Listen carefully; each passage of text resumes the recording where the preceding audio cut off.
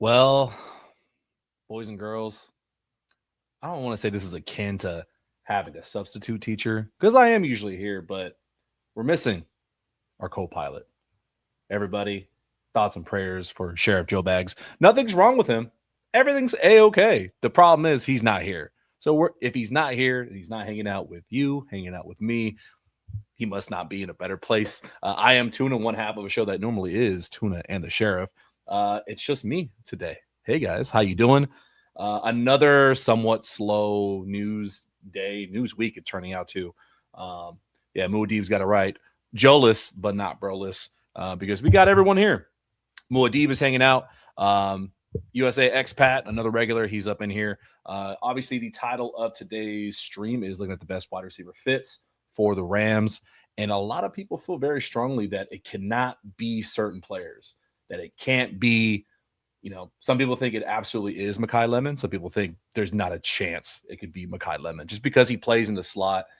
Guys like Jordyn Tyson, people get worried about the injury history. We're going to look at all that just because I think there's so much information these days with the draft process. Everyone who has a Twitter, who has access to YouTube, who has a subscription to PFF is now a draft expert. You are also a draft expert, about as much as I am. I will start this off by saying I am not a rookie expert by any means when it comes to breaking down what is going to make a guy good versus bad. Honestly, it's a lot of luck. It's a lot of luck, and it's a lot of really hoping and praying that your favorite team knows what the fuck they're doing. Let's be honest. Because how many guys do we see go to teams that are bad that eventually end up on other teams, and you're like, oh, wait, this guy was good the whole time. One guy that always sticks out to me is Robert Woods. Cooper Kupp is another one as well. Not so much about like him falling to a bad team, but different situations that I want you to keep in mind when we're going through this list. Guys that are outside the first round, guys who are outside the obvious consensus. Hey, this is the best player because he's slotted to go top 10. There's other guys too that will end up developing better once they're in the NFL.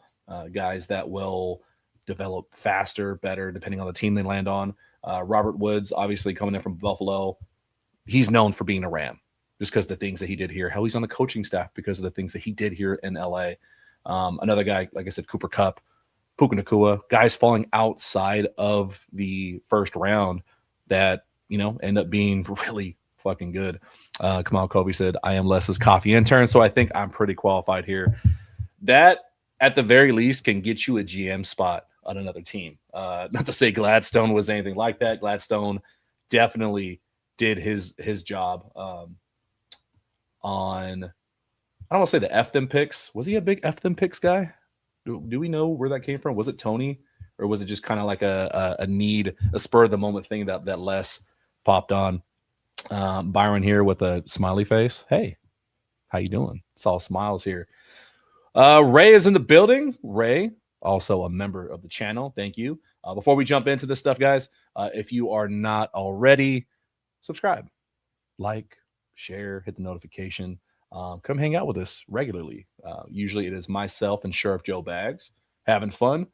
Today is going to be a little bit less back and forth, obviously because he's not here. But I don't want to say it's a lecture because definitely not a lecture. But I just want to dive into this stuff with you guys. Let me pull up my screen here. I was looking through Twitter trying to see if there was anything good, like anything fun to even talk about. There's like nothing really crazy. Is there anything new that I straight up missed out on that I'm oblivious on? I saw Kevin Demoff tweeting a little bit. Let's see. Where's Mr. Kevin Demoff? Sir Kevin. Where's my screen present?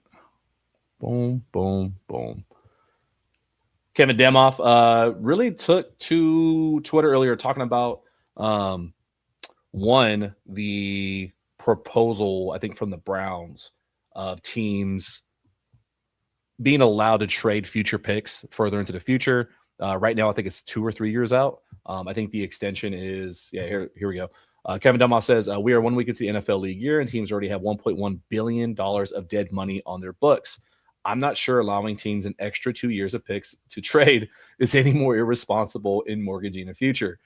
I mean, you could look at Miami. I think Miami, their highest rostered guy contract wise is a little over 11 million a year. Yet they have over $100 million, $150 million in dead cap money, way beyond over the cap. Kevin talking about that stuff there. He had another comment as well. Oh, here we go. This is the one I was talking about. Kevin says nothing creates more interest in the NFL than trades. This is why Cleveland's proposal to allow teams to trade picks up to 5 years out, as opposed to the current 3 years, makes so much sense.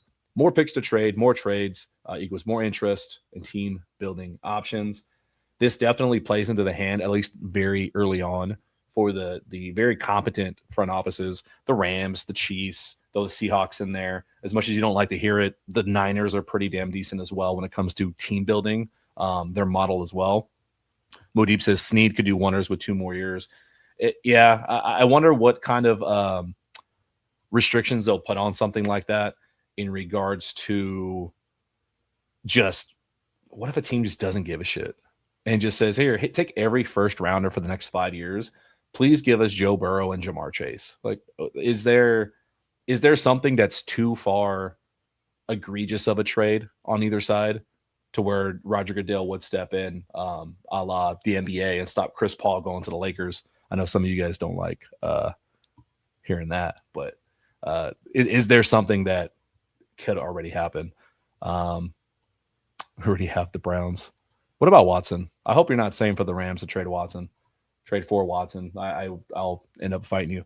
But anyways, let's jump into this, guys. Like I said, nothing really crazy happening in the news. If something breaking happens, then we will dive into it.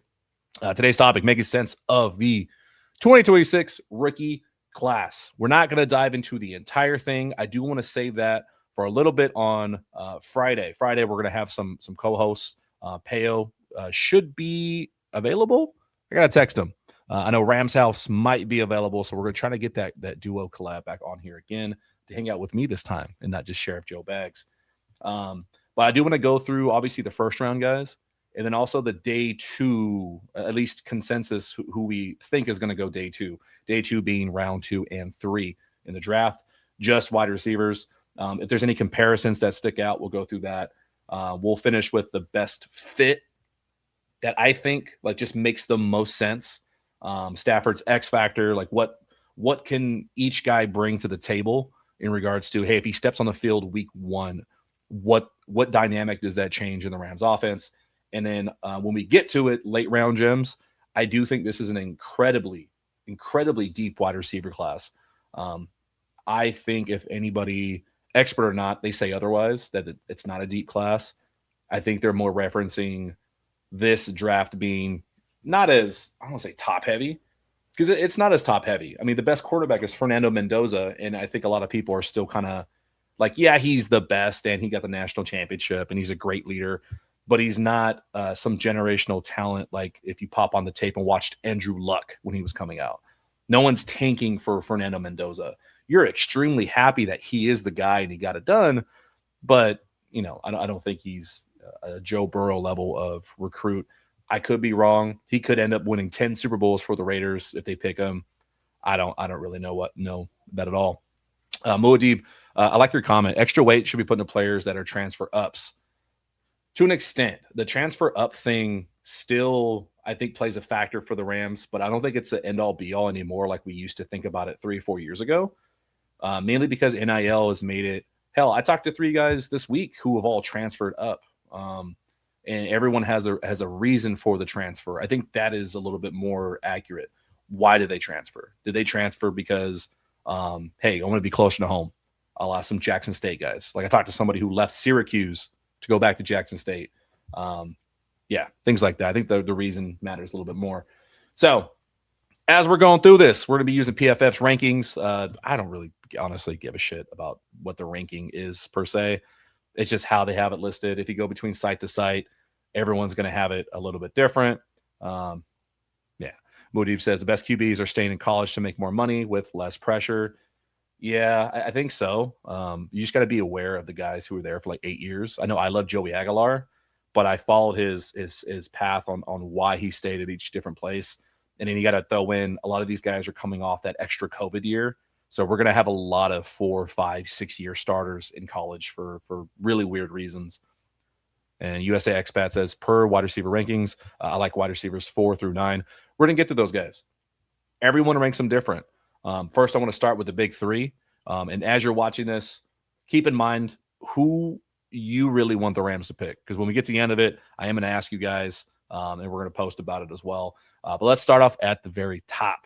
And it's funny how these rankings, like, they change the second the season ends and we get closer and closer and closer to the draft. Like, I saw a post today. Somebody was like, oh, I'm not sure if Dan Orlovsky doesn't think Fernando Mendoza. Girlfriend's ringtone. Well, Bob's Burgers. Sorry about that. I'll take a NFL fine for that. Dan Orlovsky doesn't think Fernando Mendoza is the consensus number 1 pick.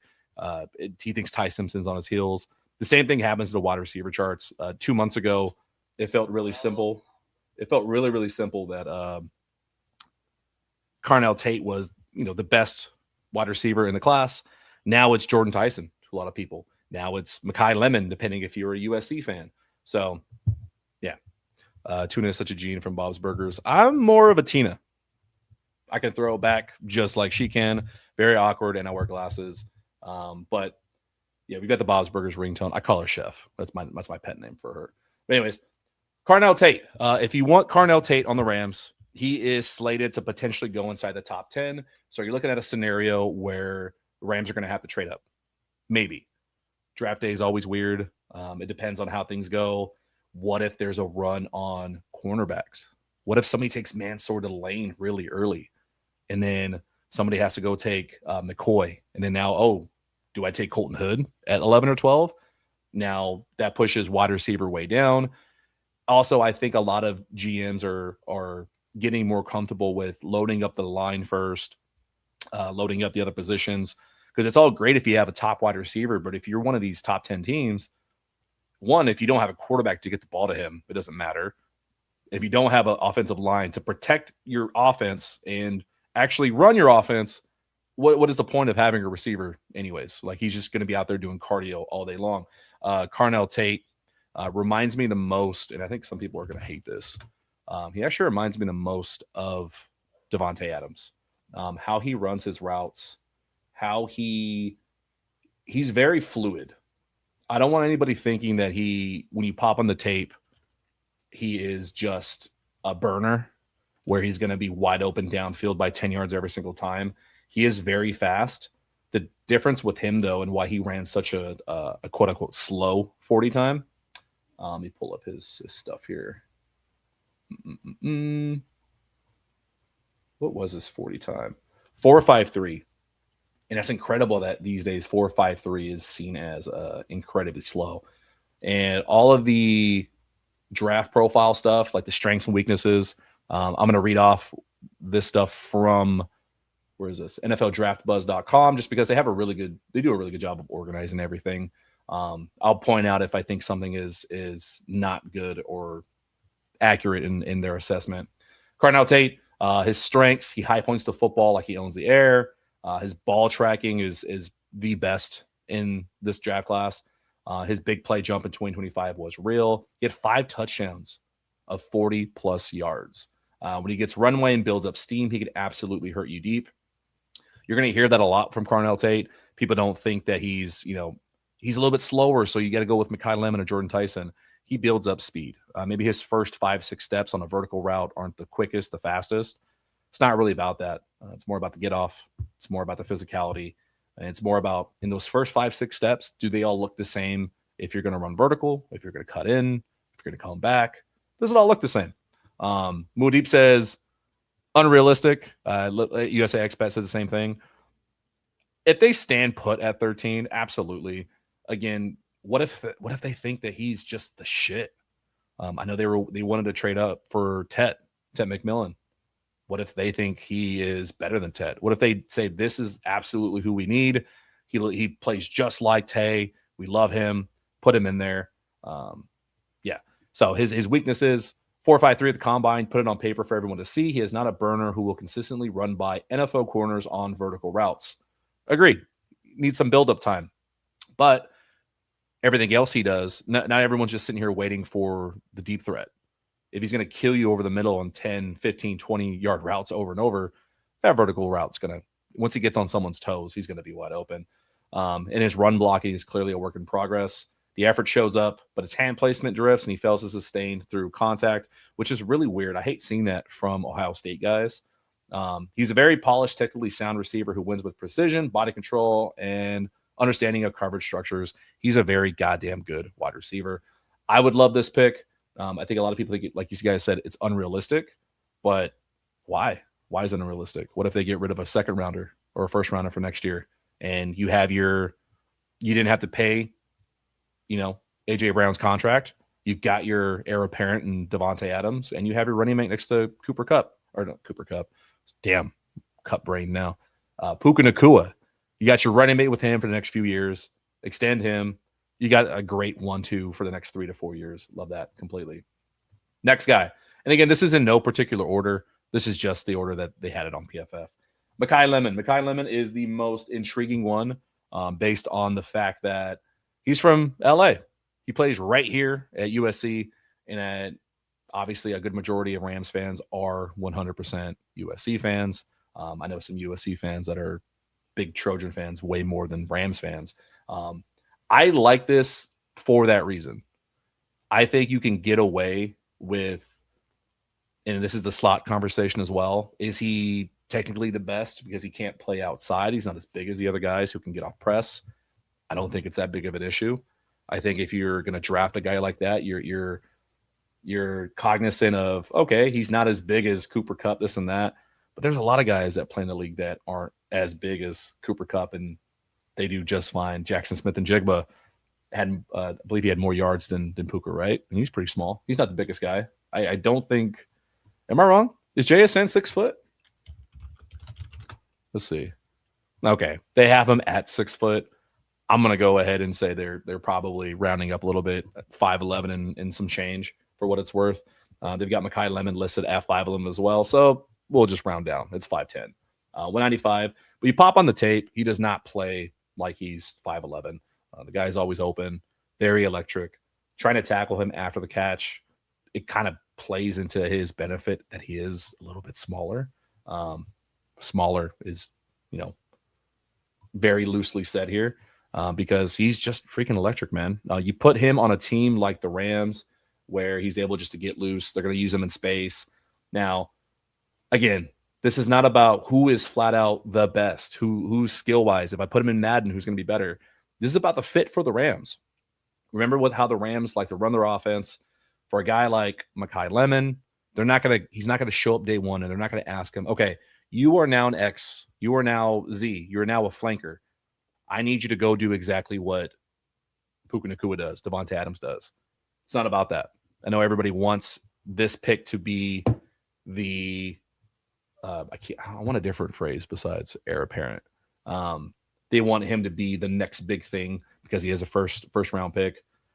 Let's relax on that. What role is he going to play day one? If he's going to come in as a starter, he's going to come in as that slot, come in as that deep threat, come in as an alternative option, as an X factor for Stafford, that if Puka needs a breather in 12 or 13 personnel, if Adams is out for a game or two because he's, maybe his hammy pulls up a little bit, he's getting older. You're going to tell me Makai Lemon's not going to get open? You're going to tell me that Sean McVay isn't going to have him motioning all over the place? Just imagine, even with Carnell Tate, him or Makai Lemon plus Puka Nacua motioning everywhere. Everything looks the same. You throw in 12, 13 personnel. That's a pretty goddamn nightmare. Like, that's not fun. If I'm any other NFL team, I don't want the Rams to draft a receiver. Malkobi says, honestly, watching his highlights feels like watching Puka again, so I wouldn't be upset at having two Pukas. Yeah. If you can put in that football player mentality into a small body Puka, it feels like Makai Lemon. He's not as aggressive where he's trying to run people over because he knows his size, but gets the job done. And what I like about him is he does give off Puka vibes in regards to the speed because he didn't run the fastest 40 at his pro day. He ran a 4.48 at his pro day. So kind of like Carnell Tate, they're like, oh, he's not a big burner. Pop on the tape. I don't really care about track speed. Do you have football speed? And are you, as dumb as this phrase sounds, I hope some of you guys get it. Are you a football player? Or are you just an athlete? There's some wide receivers on this list who are just great athletes, and we'll see those mostly in the day two guys. But yeah, anyways, going through his strengths according to NFLDraftBuzz.com, he understands leverage at the line better than some NFL vets. So for somebody who is worried about his size, that's one thing that wide receivers coach Eric Yarber preaches. It's something that he makes sure they can all do. That's why Kanate Mumfield was a great day one plug and play guy, even though he was a 7th rounder, is because he is able to get off the line and he can run crisp routes. If a 7th rounder in Kanate Mumfield can get open as the sole wide receiver in 13 personnel, I'm pretty sure Makai Lemon's going to be okay. And Kanate is not the biggest. I'd say if you put these two next to each other, they're probably going to look very similar at training camp this year. He wins jump balls. He has no business winning at 5'11". That's fucked up. Went 10 for 15 on contested catches as a junior, attacking the ball at its peak, ripping it away from defenders. His 2-foot drag near sidelines is automatic. He blocks with intent, not just effort. I mean, if you're saying that about a small guy, like there's a lot that he really, really does really, really well. Ray asks, was it Snead at Lemon's Pro Day at USC? Yes, he was. How much does that mean? How much does it imply? I don't know. Like, I stopped guessing on what the Rams are doing that's real versus smoke and mirrors. Like the fact they don't bring guys to the combine. Like I looked at past interviews because everyone keeps track of who they, met with at combine in the past years. And like last 2 years list, it was just like a bunch of nonsense. It's guys that never even touched the roster, which is funny as hell to see. I do Coffee says UCLA for basketball, USC for football. Do you feel that's conflicting? I don't know. Are you allowed to do that? I think I have to call the police that you're doing that. Actually, I think we actually have to call the cops on you. I don't think I'm new to LA the last 2-3 years, but from what I'm seeing, that's rough. Moody does not approve there. All right, some weaknesses for Makai Lemon. First step is good, not great. He builds to top speed rather than exploding into it, which goes into the he doesn't run a sub 4.4. That all that matters for some of you that are track minded and sprinter minded. Some guys, they don't reach their top speed until 10 yards down the field, whereas some guys are very explosive and on their second step they're already damn near at full speed. Doesn't mean they can stop and cut at that speed, but it's a pretty cool tool if they have it.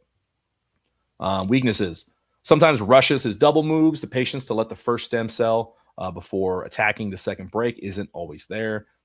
After the catch, and this is where I do not agree. After the catch, he's competitive but not dynamic. You're not getting a guy who turns short completions into 20-yard gains on a regular basis. The highlight tape shows otherwise. The film shows otherwise. The all-22 is always there. He makes big catches in big moments. And I think he's just kind of about his business. Some people were really out on him after his combine interview, the big press one. I don't care at all. If anything, I thought it was funny. You watch his one-on-ones, you watch his post-game pressers. He's just kind of a quiet dude. He doesn't really seem like he wants to talk to the press a lot, which I know artists at the Rams PR will love that a lot. Very opposite of what I think Puka is, and I think it's a good fit. I would love this. And plus, the last benefit, if Snead and them care about it, if they talk to Kevin, they talk to ownership and like, hey, let's make a push to get these USC fans, it's a brilliant business move, honestly. I think you could do really well having him there and just getting a lot of buy-in from LA sports fans in general. All right, let's go on to our third guy. This is, if you watched our stream a few days ago with Laquan Jones, Fantasy at NFL Network, this is his guy. And this is a lot of people's guy. And I see it and I understand it. I'm very curious on if a run at wide receivers in the first round starts, who does it start with? You can make an argument that somebody is going to take Jordyn Tyson in the top 10. You can make an argument it'll be Carnell Tate instead.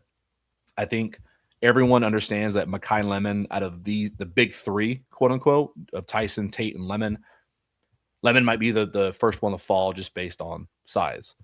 Now, the knock on Jordyn Tyson is, everyone knows it, injury history. I think that's somewhat fair. I don't think it's come on, Coffee. He feels like the definition of if. And I agree with that. I also think that the Rams are in a position where they can risk that. Like, let's say, let's go through all his positives and then we'll break down the it factor for why it can make sense for the Rams. So, reading his bio a little bit, let me go through. Let me find these injuries. Where the hell they happened? Weaknesses. There we go. Medical red flags. He had a knee in 2022, a collarbone in 24, a hamstring in 25. And I was bummed out about that one just because I think it was near the end of the season. I really wanted to see what he could do. No, I lied. Sorry, that was 24. 24, they were going on a run. Cam Skattebo was just carrying the team. Cam Skattebo got himself drafted because of the end of the season and what he did in the playoffs. If they had Jordyn Tyson, I think they win another game.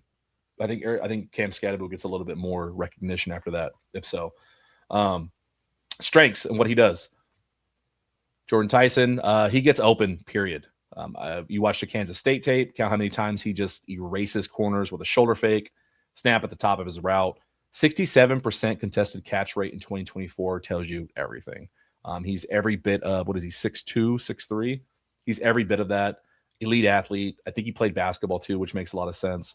And I think the kicker, watching how he plays and watching him just kind of elevate to another level against defenses, and you watch him, you're like, yeah, this is a pro-ready wide receiver. His wide receiver coach is Hines Ward, Steelers legend. That's all I needed to hear. Like, Hines Ward is such a route technician, such a dog. Hines Ward got his hands on this kid and it shows. 5th among college receivers in run blocking snaps. He will stick his face in there, which matters more than people think. I know there's some tape on him of not being the cleanest blocker, but somebody who's willing to get in there and who has attitude while he's blocking and loves it, I'm always gonna do that. He tracks the ball down like a center fielder, makes over-the-shoulder grabs look routine, and rarely has to gear down to locate the football. The big if, like Kamal mentioned, and it's real because of the injuries. Unfortunately, some guys, they have soft tissue issues. They play so hard, like we get worried about Puka. Does he leave himself susceptible to, break something or tear something because of how physical he plays? For a guy who's a little bit leaner in frame for how big he is, that is a risk. USA expat, too big an injury history for number 13 pick. You can make that argument. You're not going to get any argument out of me on there about that. There are some teams that are going to say, no, I'm okay. And he may fall. He may be there at pick 20. If the Rams decide to trade back out of 13 and, hey, let's recoup some picks and get some 4th or 5th rounders, and they're sitting at 21, oh, shit, there's Jordyn Tyson.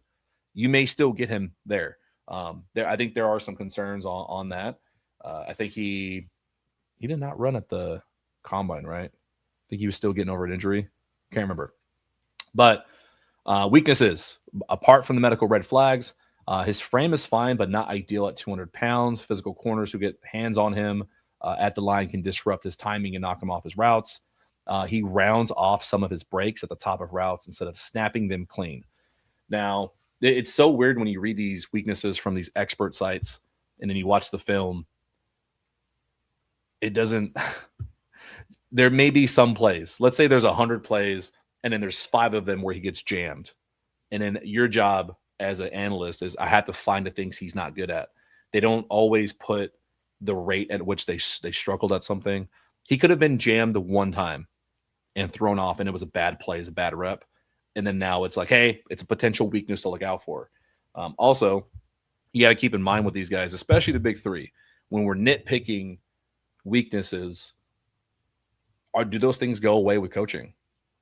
Do they go away in a different scenario?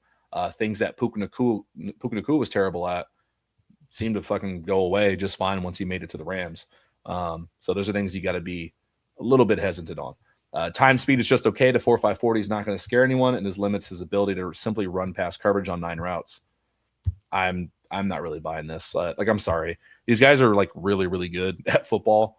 If they need to get open downfield, I'm pretty sure Sean McVay, combined with these guys' athletic talent, they're going to find a way to get open deep. Just my opinion. Now, the comp, I have a fun comp and a not fun comp for Jordyn Tyson because the Rams are in a position where you don't need a wide receiver 1. You don't even need a wide receiver 2. If we live in a great world and a just world and a perfect Rams world, Devontae Adams is fine. Devontae Adams is going to look just like he did in 2025. He's going to get a lot of touchdowns. He's going to be open in the middle of the field. He's going to be that veteran presence, that security blanket for Matthew Stafford. Jordyn Tyson as a wide receiver 3, his upside is Justin Jefferson. Same size. You watch his highlight tape. He moves very similar to him. The weakness that I just mentioned about him rounding off some of his breaks, he gets away with that because he can, because of how freakishly athletic he is. He may not have that straight line 4.3, straight line speed, but for being 6'2", 200 pounds, guy is incredibly quick. His shoulder movement, his head movement, oh my God, dude. Like, he makes DBs just completely lost. And for a guy being that big to be able to do that, you see why the upside is there. That if the Rams can get away with taking a risk at 13, you use your other first-round pick to shore up the defense. You got a bunch of other guys, ready to roll. If you want to take a shot and you need a guy just to be a freak athlete out wide, I can see the point for Jordyn Tyson. And even if the medical history is there, right? Let's say he pulls up a hammy again. Let's say this and that. I mean, the Rams are able to make that risk.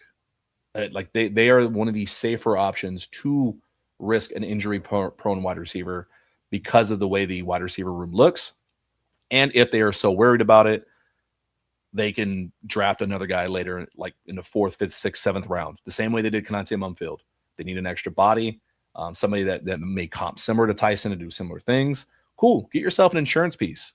Yeah. And I think there's something to having some respect for the Rams medical personnel and how they treat guys as well. I mean, Stafford is supposed to always be hurt as well. He's fine. Throw him in the immortal chamber with Matthew Stafford. I think he'll be just fine. Muad'Dib says, but isn't a collarbone easier to break each time? I do not know. God, I don't know, dude. I'm not a medical. I'm not a doctor. I would imagine so, though. Like, honestly, any bone, if you break, maybe it is. I know it's different with ligaments, depending on what you do. I know people get worried, like, oh, he tore ACL. What if he tears it again? It doesn't always work that way for most guys. I know when I had mine, you're more at risk for your other one, I think, sometimes. I did the hamstring graft on my ACL like 12 years ago. And technically that ACL is now stronger because the tendon they used was bigger than the previous ACL. So sometimes you get lucky. All right.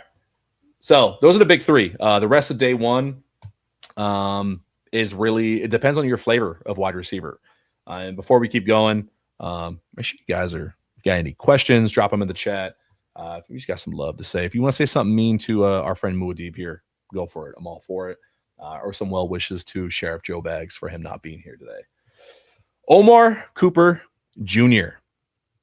This is my favorite guy in day 1. I've been very loud about it for different reasons, and we're going to talk about it. Muad'Dib says no, Googled it about the collarbone thing. So thank you for that. Omar Cooper Jr. I'm on record saying I think he's the most Ramsiest, to quote NFL Network, at the draft or at the combine. He's the Ramsiest wide receiver in the draft. Kind of does everything. He was very loyal to Indiana when all the new guys were coming in. He wanted to stay there because he is born and raised in Indianapolis. I love that part about him. So to go against what Muad'Dib was saying earlier about guys who, do transfer up, this is complete opposite. This is a guy that stayed home.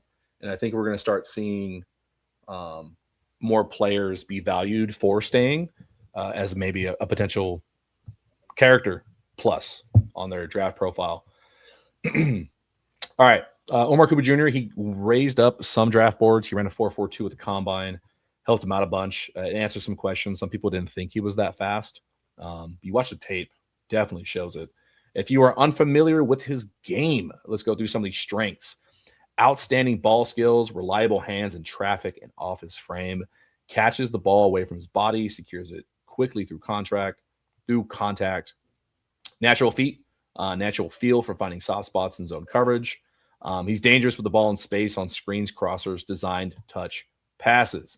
Also a willing blocker who competes on run plays, doesn't take reps off in that area. That is the big thing for me when he's away from the ball, when he's not the target, the things that he does, very consistent, and his progression over his 3 years in Indiana. I want to say he had some immaturity issues, but it's on record where he had to be disciplined by Signetti, I think last year, 2024. But he is the leader in 2025. He was a big proponent of keeping the offense rolling against some of their grueling schedule. He made that tough catch, like that highlight catch against Penn State to win the game.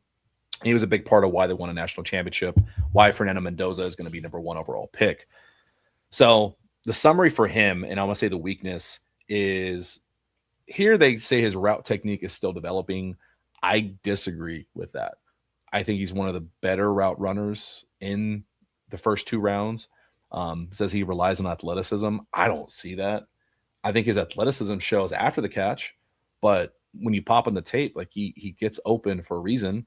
You can't have both ways. You can't say, oh, it's just athletic, this and that, but then he also looks stiff when he's running routes sometimes. It's like, well, which one is it? Is he athletic, or is he actually just really good at running routes for what his body allows him to do?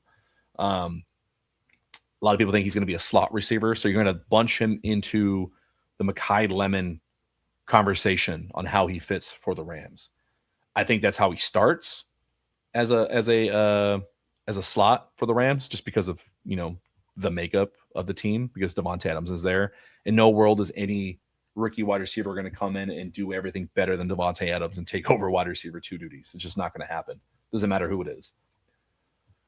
For Omar Cooper Jr., his size and his strength and his leadership abilities and willingness to get better over his last 3 years at Indiana and the growth, like maturity, I think that shows that maybe he starts as a slot as he's filling in and understanding the McVay offense, contributes right away. He would take over, like imagining him in 13 personnel as opposed to Konate Mumfield. I think that opens up a lot more because of his speed and his athleticism.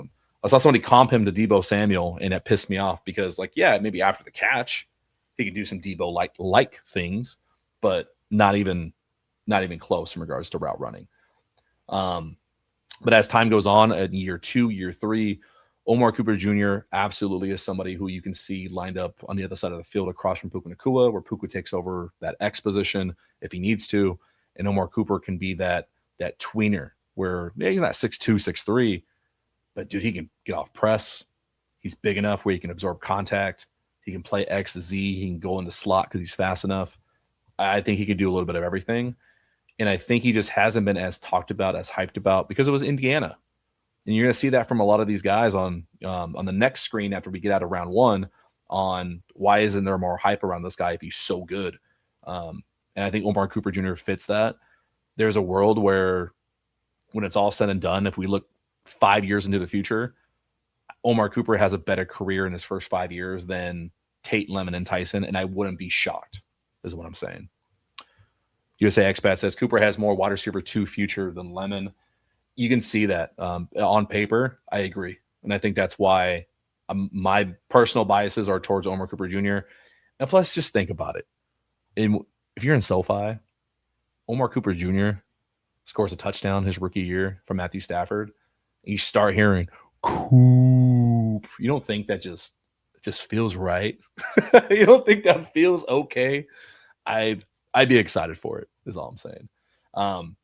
Yeah, Omar Cooper Jr., out of the first 4 guys here, I have him rated higher. If I'm being real, Omar Cooper Jr. could be a top 3 wide receiver, and I wouldn't be shocked. out of this draft class. The next one that I'm probably lower on than most people is Denzel Boston. I'm going to get through this one quickly, just because I don't think I don't think that he's a fit for the Rams here. Maybe they just say Jew for Junior. I think that'll be taken way out of context if everyone's yelling Jew at the stadium. I don't think that's okay, bro. Man. Denzel Boston. Denzel Boston is that prototypical X wide receiver. If you don't know what that means, X, the position X, not like your X that you guys keep calling every weekend. I keep telling you about it. Stop doing it. It's the outside. It's what Devontae Adams plays. It's your traditional, I'm lining up outside. I'm going to beat you one-on-one, and I can be the main guy all the time. That is Denzel Boston in a nutshell. Very big. He plays very big. Downfield threat-wise, he hangs. I got to give him credit. For somebody who I don't think is a great fit for the Rams, at 6'4", dude, you watch him leap up in the air and snag some of these passes. It's like he floats. It's very impressive. 6'4" with long arms. He did not run, I think, at his pro day. And I think that was based on his agent's advice. So that means he probably was going to run into 4.5s. Any receiver who their agent knows they're a first round pick, and maybe you're not going to run the fastest 40 or into 4.4s consistently or confidently, means you're probably a 4.5 guy. It's not a big deal. Carnell Tate was in the 4.5s, remember? But when you're a fringe round 1, round 2, every dollar counts for your agent. So they're going to try to make sure that you look as best as possible. It's better to not have a time there than to have a time like a 4.5, 4.55. Strengths for Denzel Boston. So he's built like a true X receiver. He's 6'4" with long arms. He had 20 touchdowns in 2 years, and most of those came in the red zone. The kid just knows how to score. He wins fades, boxes out on slants, finds a soft spot. He's always working. He understands coverages really, really well. His hands are legit. He's got a vice grip. Like he's big. For some team, like I would love him to go to Tennessee and give Cam Ward just a really big safety blanket. Like I don't think he's gonna have the big variety of routes. He's not gonna route guys all the time in the intermediate area, but he's so big, he's gonna box out corners. Like unless you have a Jalen Watson, like the Rams do now, unless you have a big bodied corner, you're gonna have a really hard time. This is why Adams wins some routes. This is why Puka wins routes. This guy is going to be able to live off the same thing. Also, he's a willing blocker when it matters. He seals off corners on screens.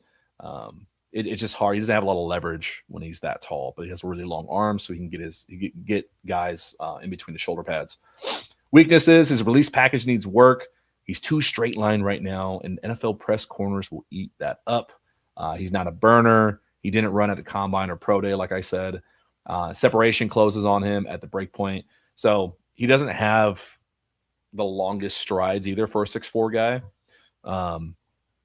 And Moody says he's also a captain. He'd like a colder weather wide receiver. We could trade back for him. Yeah. And again, I'm just a stupid nerd. This could be maybe his route tree didn't let him shine enough. Maybe, some of these balls where, he didn't separate really well. If your quarterback's not getting the ball out to you out in front, but as the season goes on, you start getting used to that. You start gearing down a little bit. I think that was a little bit that was happening to Denzel Boston in his defense.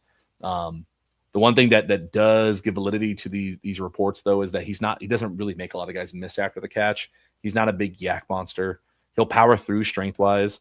If he can get a good angle outside the numbers or outside the hashes, he's decent enough stride. Well, he'll get some yak, but he's not, unless he's making the catch downfield, he's not a big play guy. Nerds aren't stupid. This is an oxygen. I don't know what you're saying. USA Expat says trade up from 61. Yes. So Denzel Boston, I think earliest you're slated is in the 20s. Someone has to really, really, really like him. I am like kind of iffy on if he's a first rounder. He's not my favorite receiver. And like I said, after the first three, it really just gets into what do you like as in a wide receiver. like everyone has a different preference, just the same way as everyone has a different preference in quarterback. I like a pocket passer first. I think the mobility is fun. I think Lamar Jackson is amazing. Josh Allen is awesome, but I've just grown up watching Matthew Stafford and those kind of guys. I want you to do everything from the pocket. Like, I'm okay if you're a statue. I don't really care. I think if you have a good enough coach, you can get away with it. So, last one of the day one, guys. And I didn't think we'd go for this long. We may have to keep day 2 for Friday, maybe, unless we burn through it. KC Concepcion. Maybe he can get a lot of receptions in SoFi as KC Concepcion. We got our first actual real burner on the table here for us.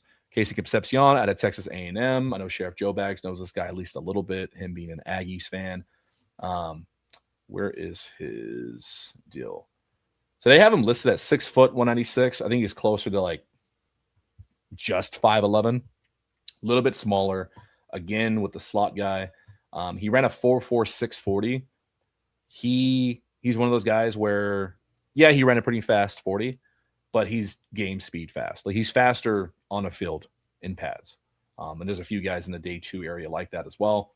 He is the true deep threat. If you want him to just run a streak from the slot, from the outside, he's going to go up there and he's going to go down there and get it for you. Don't ask him to make contested catches, though. I know that's a big knock on him.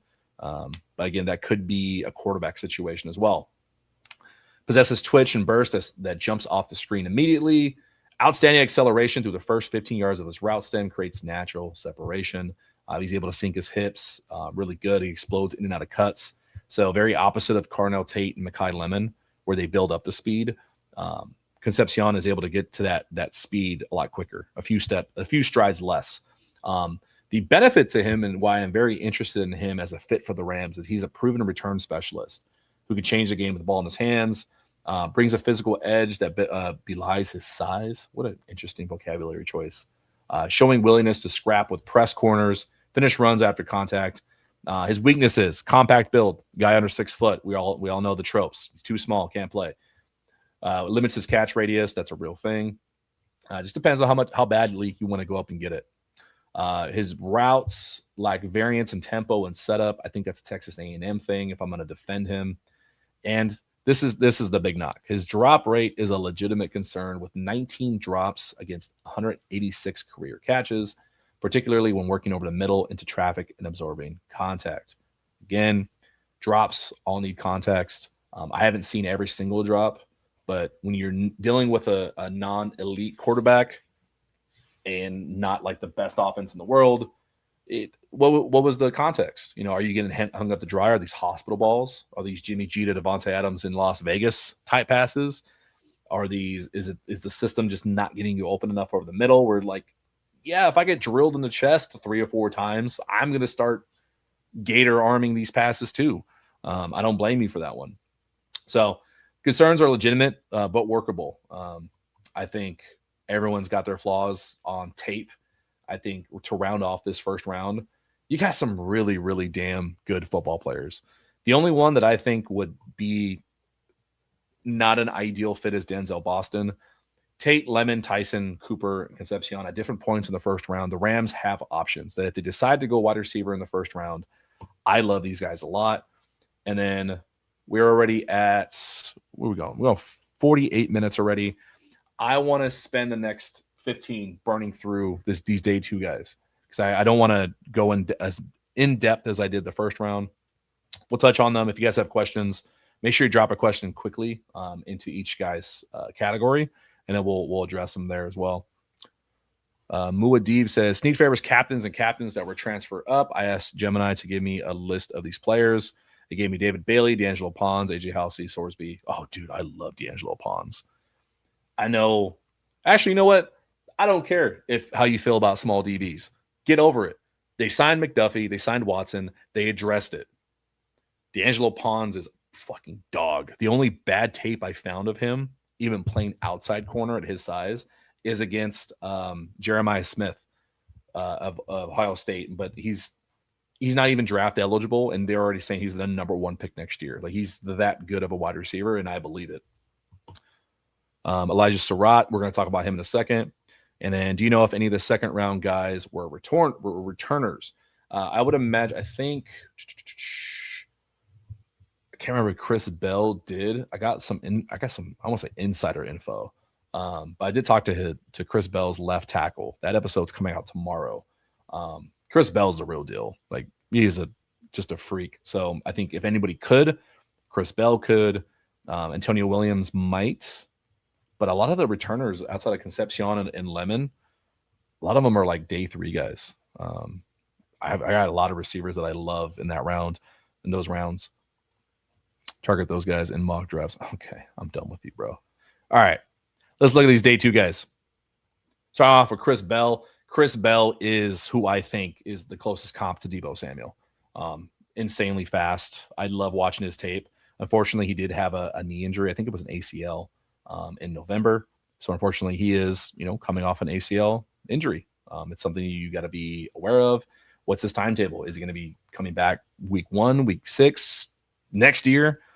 By November, I got to look at what the timetable would be, but obviously he'll return to action at some point in 2026. But that's why I think he's not getting day 1 attention as much as his agent is pushing it.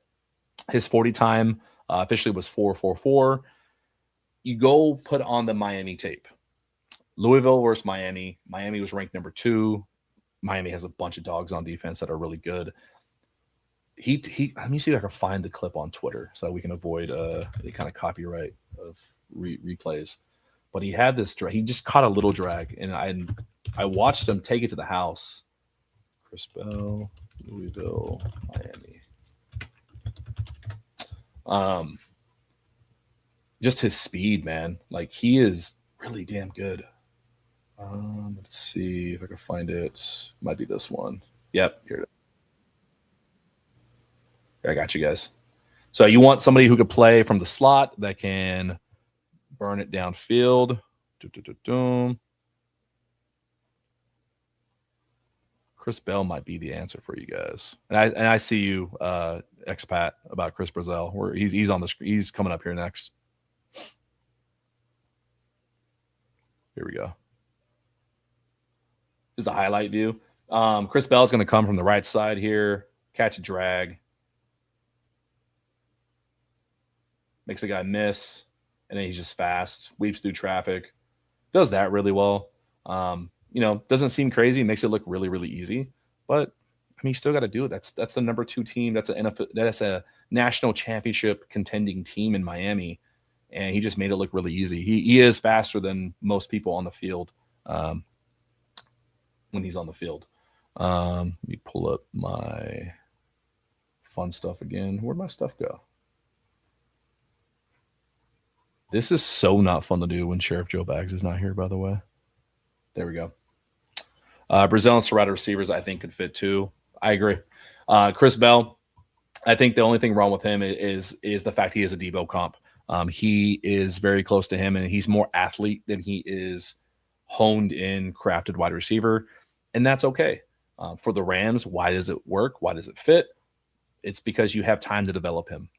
You have the ability to take a guy from Louisville who maybe didn't have the best wide receiver coaching yet. Maybe he needs that next elevation level. Yes, that is where Tutu went. Tutu played with Lamar Jackson, so he got a lot of good looks there.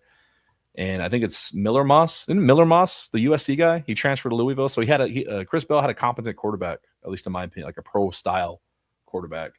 They were missing some guys in offensive line, so even though they had a pretty good year, they could have been better. Some other comps on him. He's built like a fullback. Happens to run around. he's very his best comp if he turns into a route technician under someone like Eric Yarber would be AJ Brown. It would be something similar to that. So you want a big body guy, you go to Chris Bell. The knock is how explosive is he still going to be post ACL? One that I like a lot that I don't think is getting enough attention about the Rams fit for Jeremy Bernard. Jeremy Bernard, he doesn't pop by doing anything that's like Chris Brazel that we're going to talk about. Like, damn, he's super tall and great downfield. Or, hey, he's not the fastest guy. Like, he doesn't run a 4.3. But he does everything really well. Like, I can't I can't really knock anything in his game. He is probably the safest day 2 wide receiver. Alabama guy, like keeps when things weren't going really well for Alabama this year, if you just needed a play, you needed someone just to be consistent, get the chains moving. Jeremy Bernard was there. When Ryan Williams was what did we do there? Ryan Williams was inconsistent because he's a big playmaker.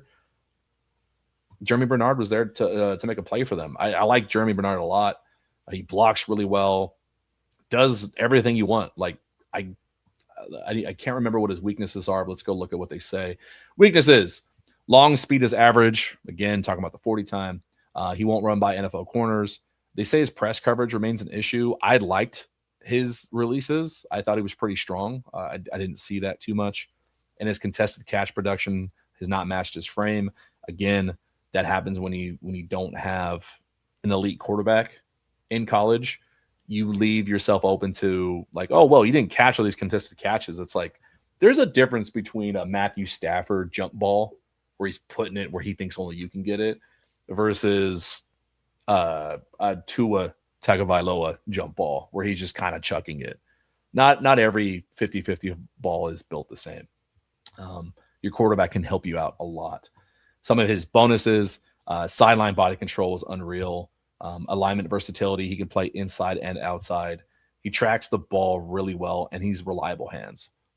He's a route technician, and he's reliable hands all over the field.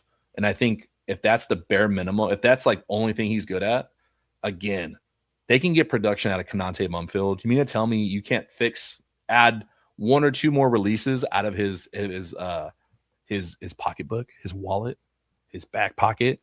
You mean to tell me Jeremy Bernard doesn't look like the biggest steal of the draft for the Rams? I think you land Jeremy in the right situation, and he makes the GM look really, really smart. Aiden says, late to the stream, kind of scared Miami takes Tyson now to fill that position. They might, but they need everything.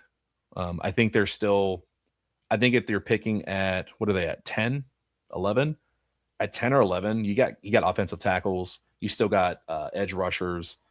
You have to think, do they think Jordyn Tyson is Justin Jefferson? Do they think he's better than some of these defenders that are out there that are cornerstone franchise, build upon type guys? I think that all really depends. Pookie did heavy lifting some of those throws. He did. But again, I guarantee you there's a difference between a Stafford jump ball and a Tua jump ball. And Chris Brazzell, yep. Here, this is the one you guys all want. This is the hype machine. Chris Brazzell.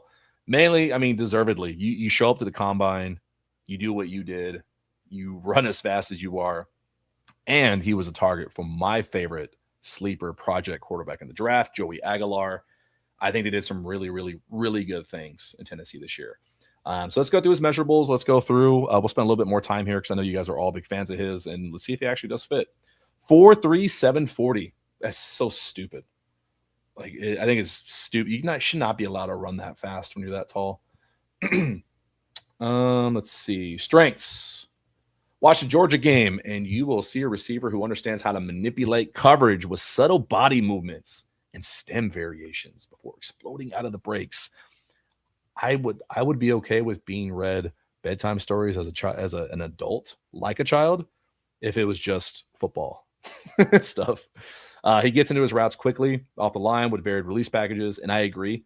For somebody that's that tall, he should not be allowed to break in and out of his routes that quickly. It's very impressive. 6'4" creates a massive catch radius that corners simply can't contest with. The only thing that I think I differ in opinion than other people when it comes to down the field, I think he can be better at timing his jumps. A lot of his jump balls, he won just on length and height, which fair. I can't knock a guy for getting it done no matter how, what tool you use, you got the job done. But in the NFL where the margin of error is even tighter, I hope that getting into the Rams training program and working with these guys that he can time his jumps a little bit better. And part of that is this 198-pound frame, pretty lean. And so when he is battling downfield with somebody, maybe he's getting held a little bit. He's not going to have the explosiveness to jump out of the the arena, as people say. So I love him for that exposition that the Rams just want. All right, let's take a risk on somebody who, can he play the slot? No, we got other guys to do that. Give me the biggest, just field the tallest wide receiver trio out there, and it'll be fun. You think he ran a 4.29 after? Was it their pro day? Let me see. When's their pro day? March 11. Shit. No, that was last year. Pro day 2026. If somebody beats me to it, let me know. March 31st. No, they haven't had their pro day yet. So far, what do you mean he ran it after combine? Were you at his house? Did you see it? Let's see. Mudeep says round 1 and 2 picks are supposed to be starters. We can get wide receiver at 61, need a playmaker at 13 or trade down. That's one way to look at it. I agree. I think the first 3 rounds should be looked at as starters, or at least early season contributors, a la Josiah Stewart. Josiah Stewart was a 3rd rounder, right? He rotated in a shit ton. And then, pro day is March 31st. Really excited to watch him. Excited to watch Joey Aguilar too. I hope he's healthy enough to throw. But I love this pick, and I think this is most of your guys' favorite. Do you think that he's getting too much hype because of his combine? Be honest. I know we all fall in love with the measurables. I love it. I just get worried that okay, are you living off just that athleticism, or are you able to turn it around and be just a professional wide receiver? Let's see some other strengths he's got. Yeah, legitimate deep threat, long speed. I mean, what if they wanted? You read it at Bulls Wire. Thank you. I'll take a look at it, but regardless, he's one of the fastest wide receivers in the draft, so that's all that really matters. I love this a lot. I think this is probably. I'm coming around that this is probably my favorite pick for the Rams to do. If they don't take a receiver in the first round, go get him and go get this guy around 2, or even trade up into the 50s just to make sure, because there's going to be some team that's mid round 2 that's can't let this guy pass us. You may have to skip over some teams, and I don't know who that is. These GMs know each other really well, and how to time trades is all interesting to me. And then let's go quickly through these guys. These are guys I don't think are really going to fit. They don't hit an immediate need. Skylar Bell, I think he just kind of does everything as a receiver. Very similar to Jeremy Bernard, where he's not elite at exactly one thing. It's just overall the package is a very good wide receiver. I just think based on the system he was in, based on his size, I think he needs a little bit more time. I think he'd be an upgraded Konate Mumfield style player, where he's not going to be the fastest guy off the line. He's not going to be, the strongest contested catch. He does everything like a B. Is there one area that's an A+? He looks like a like a starting wide receiver. The swagger is there, the confidence is there, but I think he just needs a little bit more time. I think his year 1 and year 2 jump would be really, really, really good. That is the only reason why I don't think he's a fit for the Rams here. Bryce Lance, I think I'm a little out on him. I like him. I see it. I see athleticism. I love the story. Yes, that's Trey Lance's brother, his younger brother, playing at North Dakota State as well. And his film is kind of what you expect. You're playing against that level of competition as somebody who's potentially should be in the Big Ten somewhere, probably. Obviously he's running away from guys. It's hard to watch the film and take anything from it except oh, you're just a way better athlete than everybody else in that conference. But if you're going to be an NFL guy, you expect that, and he does it. Do I think he is better than Chris Brazell? No. I think if you're going to take a chance on a guy to be a future X and just a day 1 X factor, just go with Brazell at that point.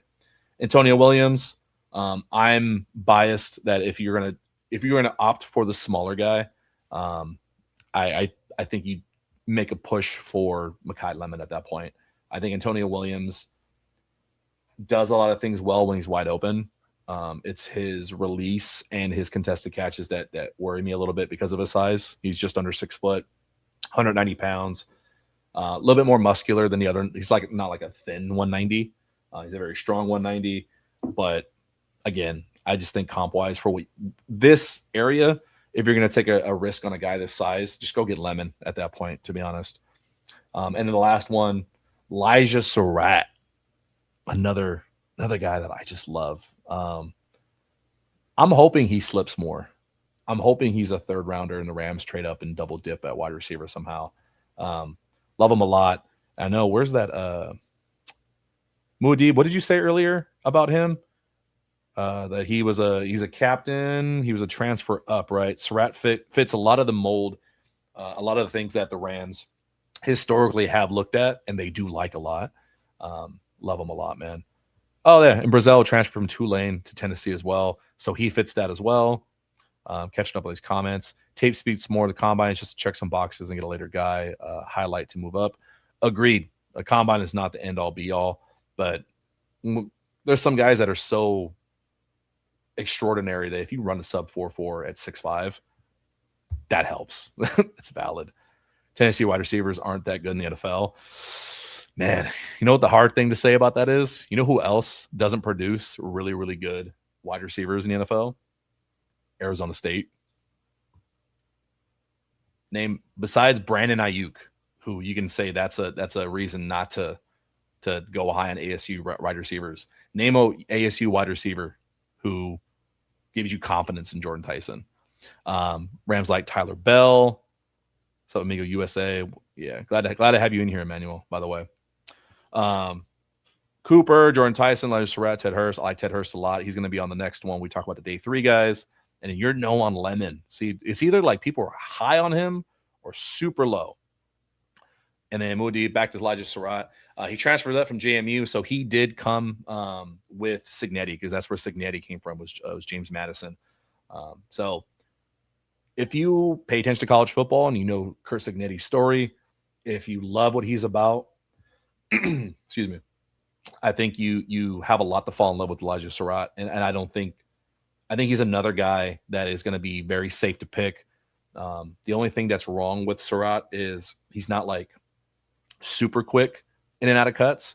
He fits more of like who was a big body guy we talked about in the first round? Denzel Boston. He's slightly shorter than Boston, but very similar play style. Like upside at best, if Surratt can gain a little bit of that speed at the top end, I think you're looking at like a Mike Evans style player. Do I think he'll have 10 straight 1,000-yard receptions? I mean, that's I'm not going to put my life on that. But style of play is very similar to that as well. Keenan Allen, that's even better. Keenan Allen is a great comp. Long arms, knows how to get open. You watch his tape. Even if he can't figure out how to get open against a really physical corner, he'll work. Like anytime Fernando Mendoza was scanning the field for like his options, you'll see Surratt and Cooper as well both work in between zones, very similar to how you see Puka and like Devontae do all the time. It was really, really cool. Cuba Gooding Jr. and McGuire, ASU wide receiver bust. I'm done with you. Exactly. So these are the day 2 guys, not enough hype. And if I had to quickly recap why there's not a lot of hype on some of these guys, it says this. Let's go through this again. Chris Bell, not a sharpened route runner yet. More Deebo Samuel coming off ACL. Jeremy Bernard, not the best, not the most production in the last year. Offensive changes in Alabama. Doesn't do one thing like better than everybody else, but is everything really, really, really good.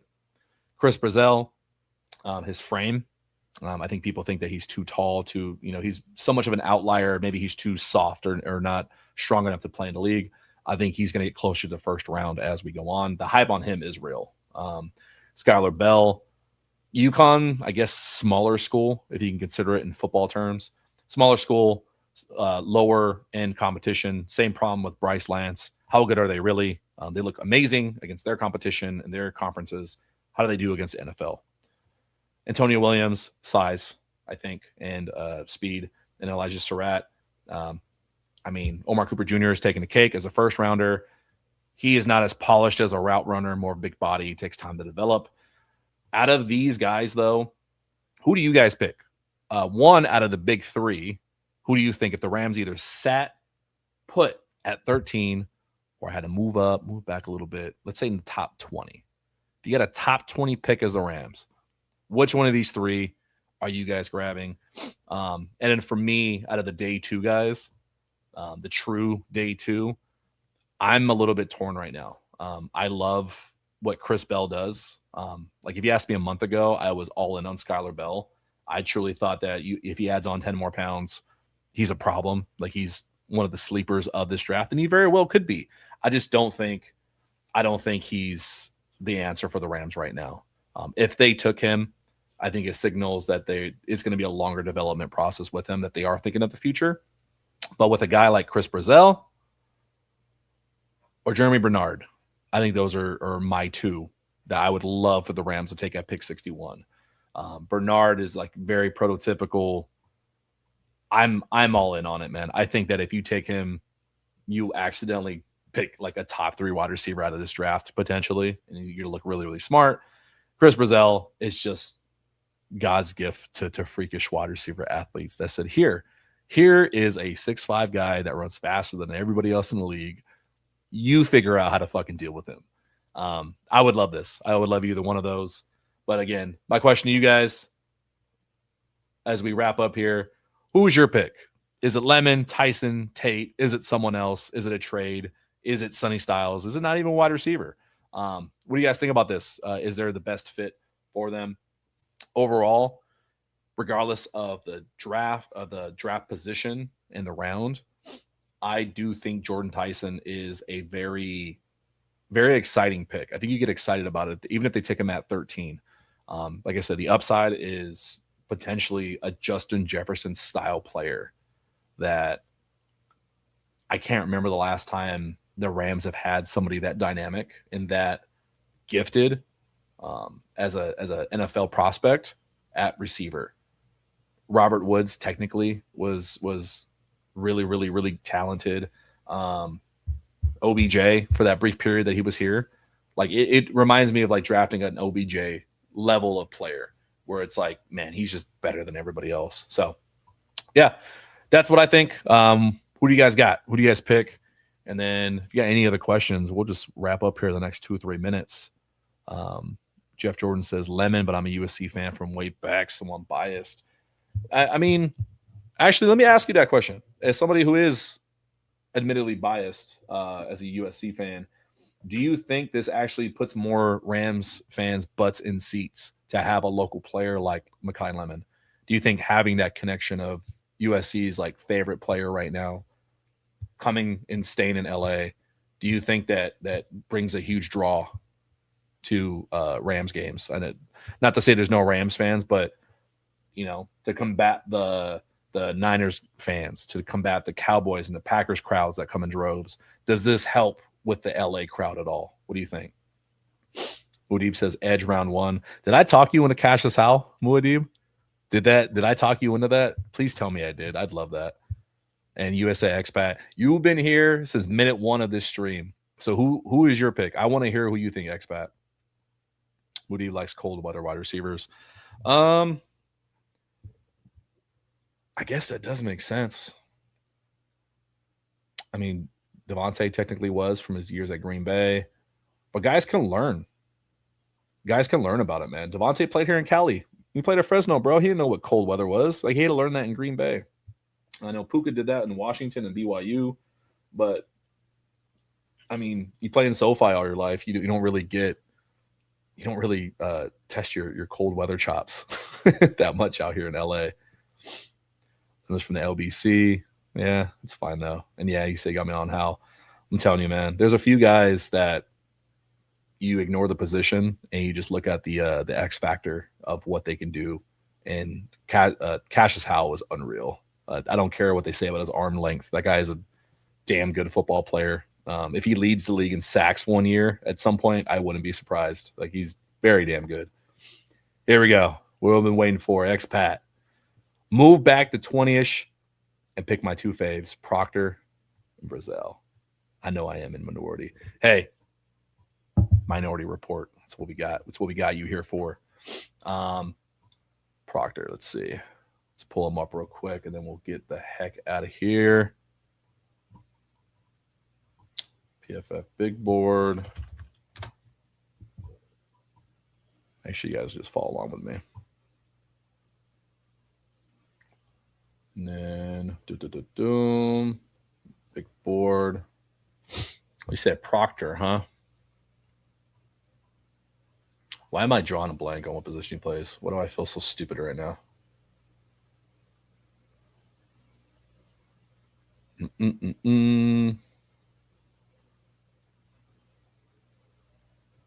You want to go high on tackle? That's what I thought. I didn't want to speak out of turn on tackle. Really tall, 6'7". Oh man, there's a lot of good tackles mid round as well, or like mid draft. I don't think it's as. I think it's less pertinent to get a tackle in the first round. If I'm being honest, I really do believe in Warren McClendon, and I think. Are you more worried about potential injuries?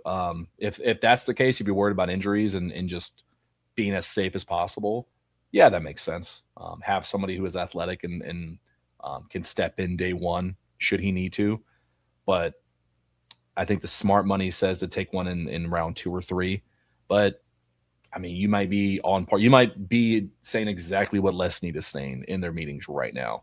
So I don't know, man. It's interesting though. I think you were the first person on our stream to really feel that strong about it. And then what was your other pick, Brazil? That would be a hell of a first 2 rounds for the Rams, to be honest. Aiden says if we can't get Tyson, the second round will be a great fit for us. I don't disagree. But if you can give talk about Cassius Howell, V8 and BY a break, replace BY next year. Having Cassius Howell and Josiah Stewart as your relief hitters on the edge, that's a championship defense. The crazy thing is, like, all you guys are not saying anything crazy or stupid. It just depends on how you want to approach the season and attack teams. Questenberry starting will get Stafford. I agree. No, what I'm saying is, what if they make a few signings at depth for tackle and guard before we get there? What if they sign somebody that's like, oh shit, okay, I didn't think of that guy coming to the Rams at right tackle. If he does, then maybe you change your mind. But until then, it does make sense. Muad'Dib hitting with the popular name. Trade back the second Jennings Dunker. That guy has got a mullet that you take home to mother and be proud of. Love him a lot. And then one more, 2BA Rams fan. Has anyone looked at Eli Heidenreich in the 7th round as a project or special teams? Dude is a baller. Reminds me of McCaffrey. Look at this last guy. And then we are getting out of here, folks. Oh, is this the Navy guy? Is that what you want? Is that what you need? This guy here? No, I have not watched him. I always assume anybody playing for Navy, I don't know if the rules have changed, but I always feel like they're iffy because don't they have to do service for like a year or 2 after they leave the academy? I know the Rams, just their long snapper played at Navy, but I don't know. Did he come out right after a senior, or did he do? What was his story? Maybe we look at it for next stream. But no, running backs. The only one in the 7th round that I love is Adam Randall from Clemson. But I will take a look at him. I'll see what's up with him, especially if he can just play right away, get drafted, and not have to worry about service or anything. Why not? I mean, McVay loves taking a running back every draft anyways, and they don't have a 4th technically on the roster. So could be. All right. I think that's it. That went about 20 minutes longer than I thought we would. Appreciate y'all hanging in, hanging with me a little bit longer. Us being Joeless, but not broless as always. You ran a 4.4 at combine. That's a fast white boy. That is a very fast white boy. I'll take a look at him. So yeah, appreciate your guys' feedback and your questions and hanging out and making this a very fun stream. Despite having no Joe, we will be back same time Friday, 6 p.m. We're going to have some guest hosts, so it's not just going to be me. We'll continue with the day 3 wide receivers, and we'll listen to our guest hosts and what they think about them. So it'll be more of a committee approach and not just me yapping the entire time by myself. As always, like, subscribe, share, tell your friends and family that we're here and that you love us, or that you hate us and you're all going to hate watch as a family in the living room. For Tuna and the Sheriff, I am Tuna. And as always, go Rams.